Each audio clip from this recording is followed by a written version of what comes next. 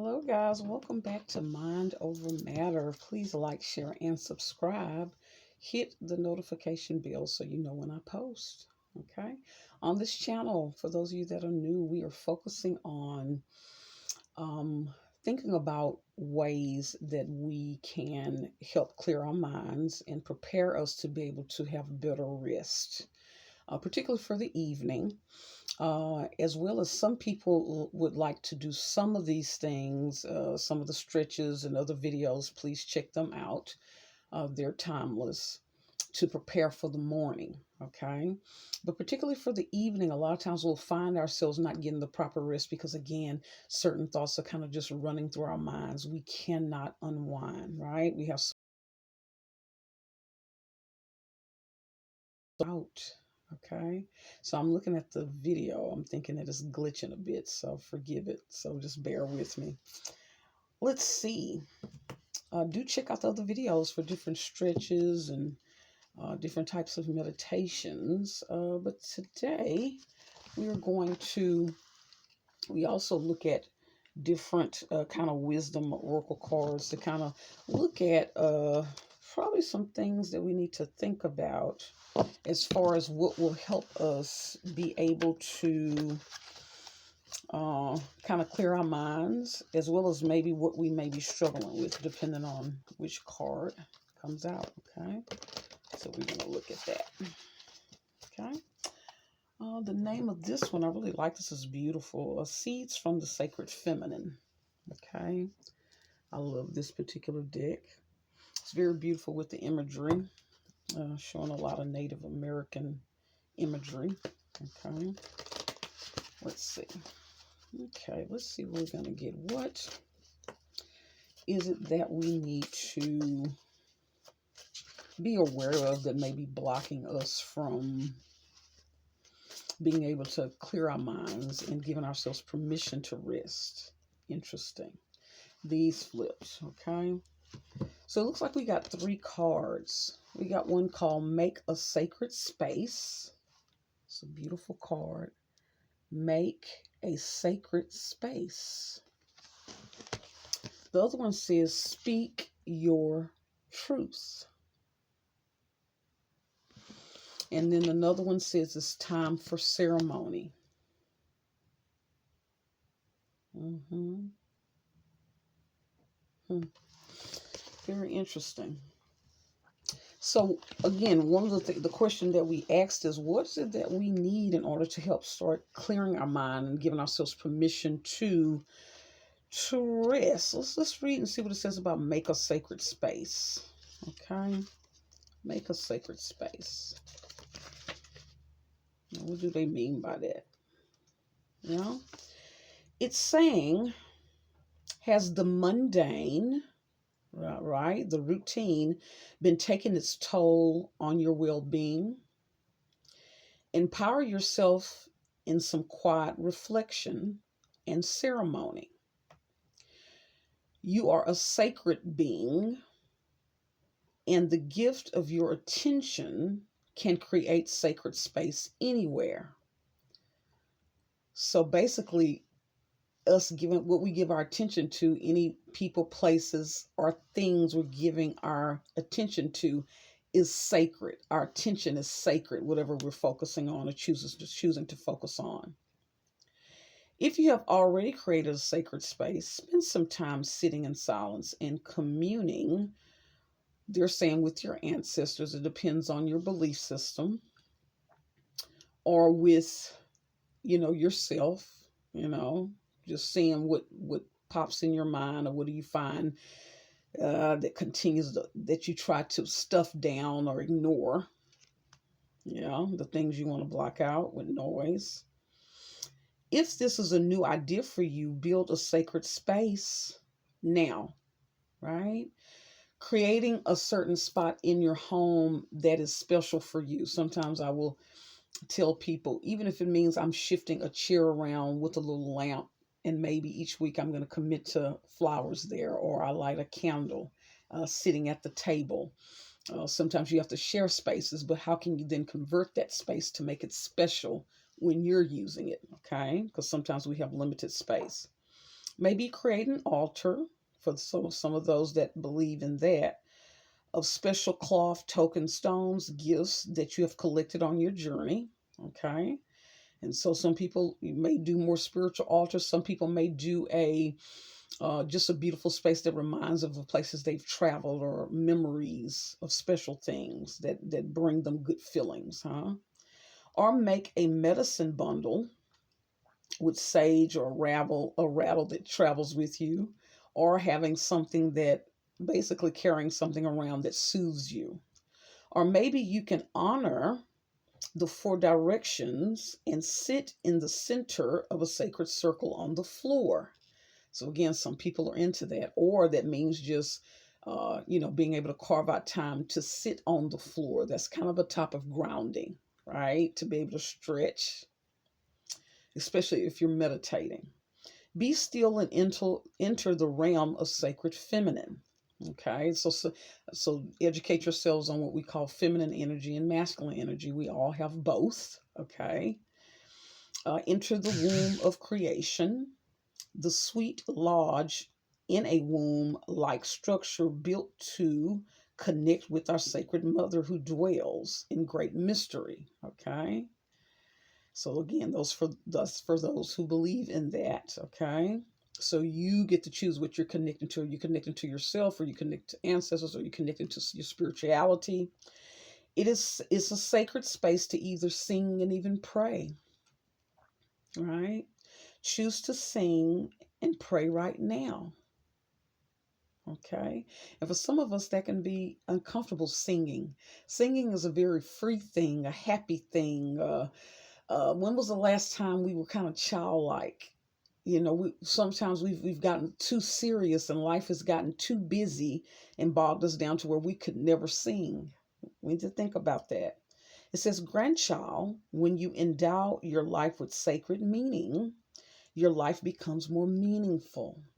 So one of the things we're learning here, one of the reasons why we're not rested and we can't settle ourselves, is because we haven't figured out the meaning of our lives. Okay? Let's see. The next one says, speak your truth. Speak your truth. Let's see what this is saying. Speak your truth. Let's see what it says about this. Speak your truth. It says, have you been deceiving yourself or others? Right? How often are we holding our tongues? And see, you cannot speak your truth, meaning you're manipulating others. Are you not able to rest at night because you're manipulating? Or are you not speaking your truth because you're holding things in, allowing those around you to maybe mistreat you, maybe overburden you, kind of overly take your energy? Have you been withholding your truth by keeping silent? It's time to speak up. It's not your loved one's responsibility to read your mind, right? I see people do that. I do this for them, and they should do that for me. Isn't it sad that it doesn't work that way, right? So you have to speak your mind of what you need, okay? And sometimes people may know what you need, but they may choose to say, you know what, I'm just going to take. But you have to set boundaries and demand your rights, okay? Let's see what else it says. It is up to you to enlighten others about your deep sacred self. Your truth, spoken with compassion and humility, is the greatest gift you can give someone. Do you know what your truth is? Sometimes we don't really know what we want. We need to think about that. That's why it's good to go to the sacred space and think about things about that. Get your journal out, right? We talked about journaling as well. That's another purpose for this channel, journaling about these things so you can kind of get clear on it. It's time to find out. Go into the deep womb of sacred feminine and summon your deep knowing. Maybe your truth hides from you because it has been covered up with lies and with longing to be liked, right? People pleasing, right? And when you people please, you forget what you desire, right?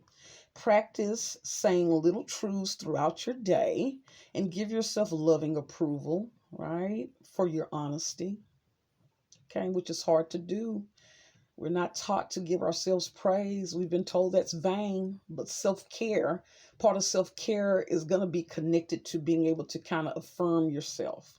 If you're afraid of being rejected, this could mean your emotional body needs nurturing. By honoring your feelings, you invite that vulnerable, sacred, feminine part of yourself to strengthen and grow. And again, we all have masculine and feminine energy, but we've been taught to be into the extremes, right? A lot of roles have been reversed. You have a lot of males that are kind of tapping more into the feminine energy, right? Not that of provider, protector. And then you have women that are in the masculine energy. Because there is an imbalance. Women are now having to kind of take on that responsibility of more masculine. So there's no time to kind of take a break, right? Let's see. It's the sacred feminine part of yourself to strengthen and grow. Your mind strengthens by finding less and less need to lie or seek approval elsewhere. The truth you hold, grandchild, is of great importance to the world. Speak up. Yeah. And the last one, it says, it's time for ceremony. It's time for ceremony. Okay. Let's see what this is saying. I see it's getting dim. I got a cloudy, rainy day today. It's really pretty, but I hope you all can see everything. Let's see. It's time for ceremony. What is this talking about, right? It's time for ceremony. Where's the I section? Bear with me. It's time for ceremony. There it is. It says life is a continual sacred unfolding. This is known in the Cree Mikhif language of, oh, they got a big word for me. And it looks like it's too small. Pimmatism.